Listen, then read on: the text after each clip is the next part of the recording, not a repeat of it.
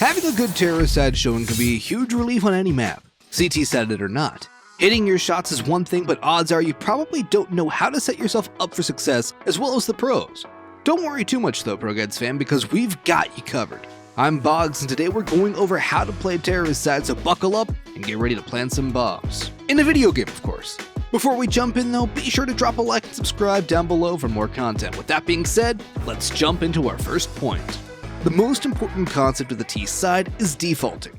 Defaulting is pretty much the same as what you would already do on CT side, but as a terrorist.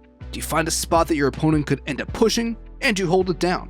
If they push you, they should end up dying, and if they sit back, they have little to no information where you plan on going. If your whole team decides to start out the round on a default on Mirage, you might spread out with 2 holding A, 2 holding mid, and 1 holding apartments. On Inferno, a standard default would be 2 banana, 1 mid, and 2 alt mid. Your goal is to stop any aggression from your opponent, such as a push through Palace and Mirage or a top mid rush, while also getting information on where your opponents are playing. Defaulting is crucial as a terrorist, especially against aggressive players. You deny map control and information for your opponents and can find openings slowly as the round progresses. When approaching a default, remember that each player is basically countering a CTU in their default. On Mirage, the 2 T-side players defaulting A are there to counter the 2 CT players at A. If those players go for ramp aggression, your A defaulter should be able to stop them. Likewise at B, your apartment's player's job is to stop a counter-terrorist playing B from taking apps control. There's no singular best setup for a default on each map, but as long as you can stop some counter-aggression without dying in the first 30 seconds of each round, you're doing pretty good. Defaulting isn't only about playing passive though. With a full set of utility, your options are pretty much endless at each spot you play. If you're defaulting A ramp on Mirage, you can bait out a bit of utility by tossing over a flash and a smoke at the start of the round, or even just smoking the molly on ramp. If you have the best spawn, you can have a teammate flash for you while you go for an opening pick. If you're defaulting properly, that opening kill will make your opponents feel like they need a trade, perhaps getting aggressive at other parts of the map.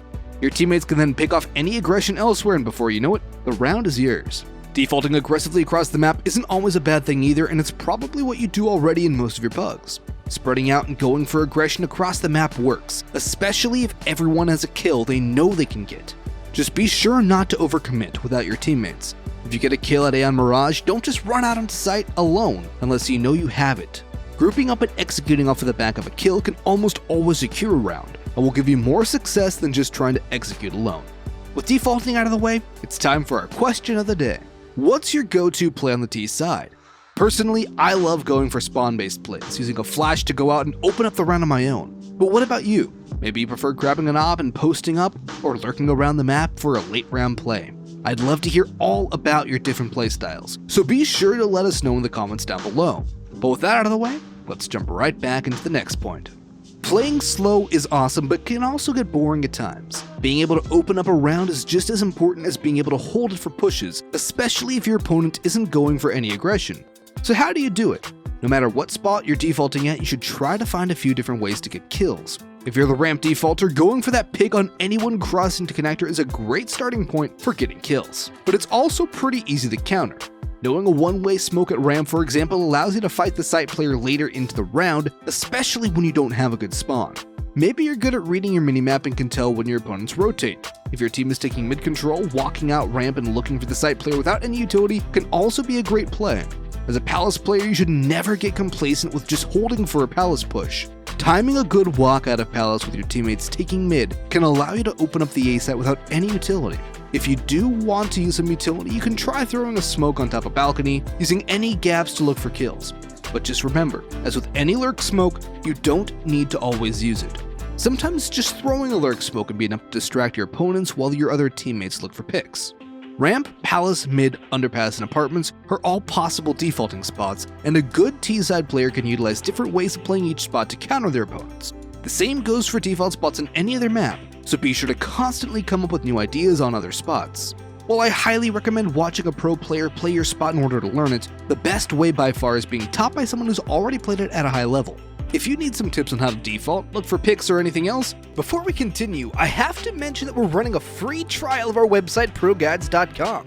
You'll get full access to hundreds of lessons created by your favorite pro players like Fallen and Simple. Use the link in the description for a free 3-day trial and to claim a free coaching session to catapult you up the ranked ladder. For our next tip, we're going to talk about trading. You probably already know that even number situations favor the T side. In a 4v4, the CTs are forced to hold more angles while the Ts can just run out and trade clear sight.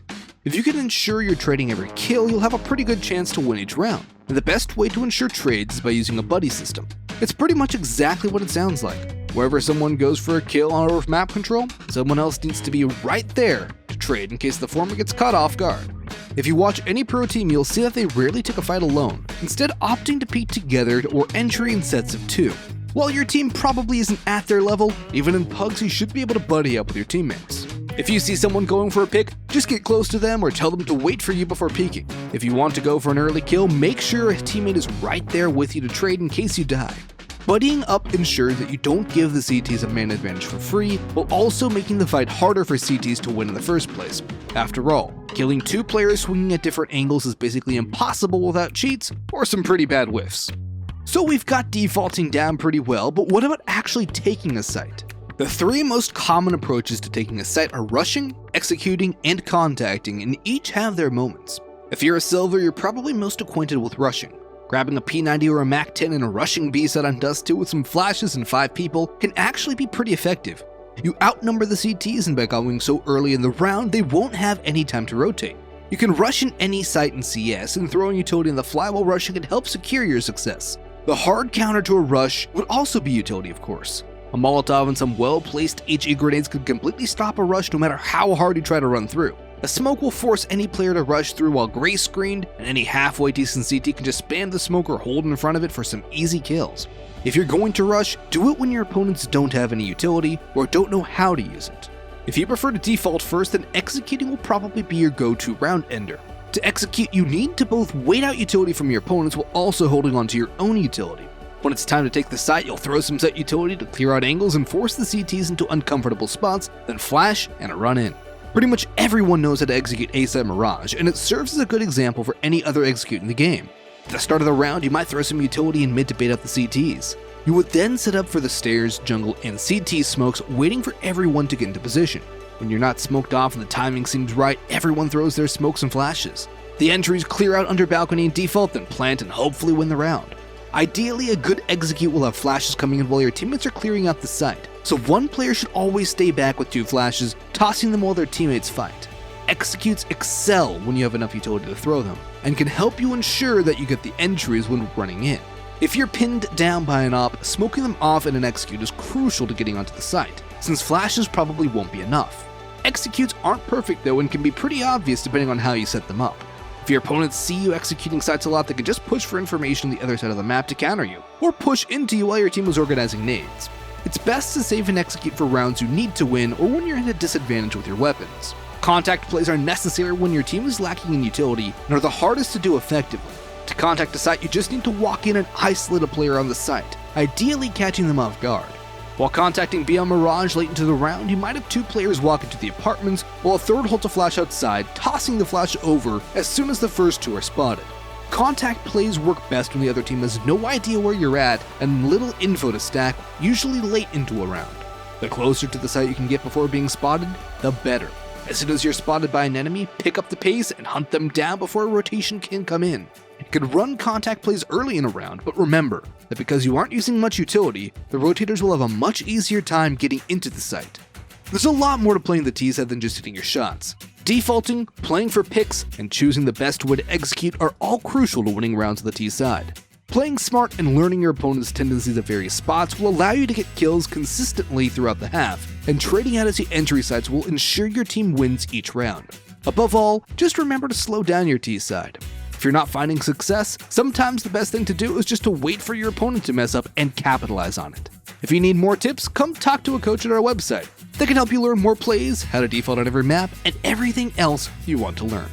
That's all we have for you today, ProGuides fam. Be sure to hit that like and subscribe, and ring the notification bell for more pro tips. Drop a comment on your go-to play on the T side, and we'll see you in the next video. Peace out.